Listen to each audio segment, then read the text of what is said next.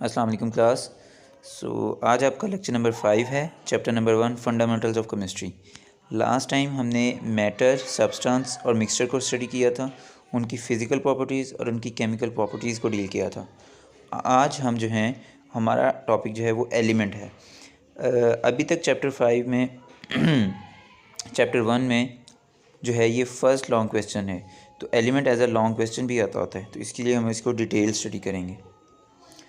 First one, element in the history.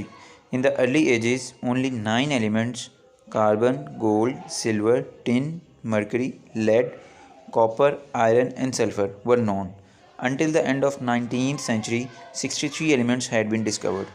कि early ages में सिर्फ 9 एलिमेंट्स जो हैं वो फाइंड हुए थे, जो कि साइंटिस्ट ने जो है वो सिर्फ इन 9 एलिमेंट्स के बारे में स्टडी करते थे। लेकिन जैसे जैसे टाइम गुजरता गया और 19th सेंचुरी के अंदर साइंटिस्ट ने 63 एलिमेंट्स डिस्कवर कर लिए। नाउ तो टुडे मॉडर्न वर्ल्ड के अंदर almost 118 elements have been discovered, out of which 92 are naturally occurring elements. तो आज मॉडर्न डे के अंदर जो हमारे पास साइंस है, तो इसके अकॉर्डिंग हमने 118 एलिमेंट्स डिस्कवर कर लिए हैं, और in total number of elements के अंदर से 92 एलिमेंट्स ऐसे एलिमेंट्स हैं जो नेचुरली अकरिंग होते हैं, यानी हमें नेचर से मिलते हैं। डेफिनेशन के अंदर जो ओल्ड एज में डेफिनेशन थी एलिमेंट्स की, the elements were the substances that could not be broken down into simpler units by ordinary processes.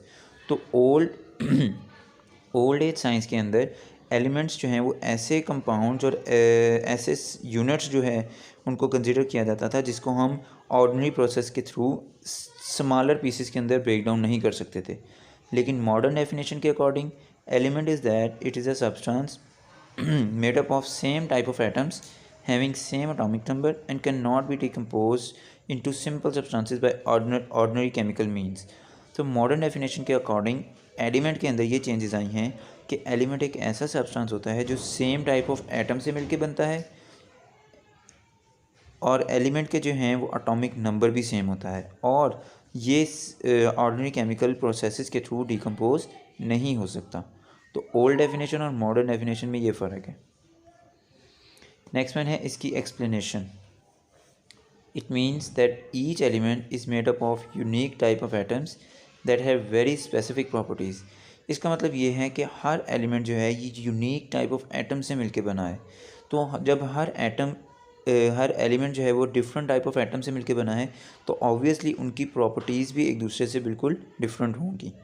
Elements अगर इन नेचर इन फ्री और कंबाइंड फॉर्म।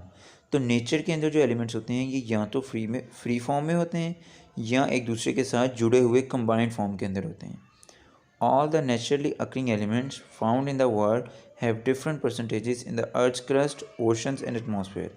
जितने भी हमारे पास नेचुरली अकरिंग एलिमेंट्स हैं, यानी जो नेचर के अंदर पाए जाते हैं एलिमेंट्स पूरे दुनिया में, उनकी जो है वो डिफरेंट परसेंटेजेस है। यानी कोई एलिमेंट है जो अर्थ क्रस्ट में बहुत ज़्यादा पाया जाता है, कोई एलिमेंट है जो ओशन के अंदर बहुत ज़्यादा पाया जाता है, कोई एलिमेंट है जो एटमॉस्फेयर के अंदर बहुत ज़्यादा पाया जाता है।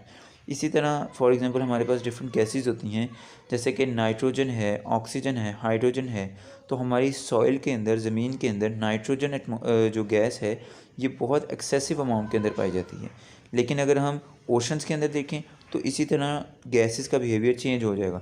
कुछ दूसरी गैसेस होंगी जो कि एक्सेसिव अमाउंट के अंदर मौजूद होती हैं। तो इस तरह डिफरेंट एलिमेंट्स डिफरेंट जगह पर उनकी नेचर डिफरेंट होती है। सो आज का लेक्चर हमारा यहीं तक का था। इसकी फ़र्दर जो है वो हम एक्सप्लेनेशन नेक्स्ट लेक्चर में डिस्कस करेंगे। Thank you.